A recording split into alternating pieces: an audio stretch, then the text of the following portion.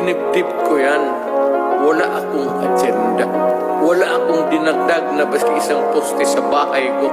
Wala akong bagong kotse.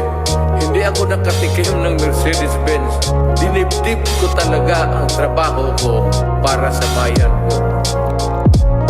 Nung siya pa ang nakaupo, ramdam natin ang kaligtasan. Pagkat dahil sa kanya, ang krimen ay nabawasan. Mga adik inorasan at sila ay pinasuko. Sa bayan kong Pinas, siya ang tunay na may puso. Ngunit ngayong tapos na ang kanyang panunungkulan. Kung tratuhin ng gobyerno parang salot sa lipunan. Siya'y pinagkaisahan ng mga nakaupo. Sa laban mo kasama kaming mga taga Cotabato. Ganito ba talaga ang batas sa Pilipinas? Sino pa yung nasa tama ay siya pa ang nakaposa? Puti pa yung mga adik, meron kayong malasakit. Paano naman yung ginahas at pinatay ng adik? Sa guna niya nakasambi ang pagkamalapad silak. Mimbuat subang imatay, no tagaw ang makagilag. Araw-araw may patayan na tila babaligsahan. At ang mga mahihirap ay lalo pang nahirapan. Duterte pa rin kahit na ano man ang mangyari. Duterte ang pinakamagaling na presidente. Sa laban mo Duterte, kakampi mo ang marami. Noon hanggang ngayon Duterte pa rin kami.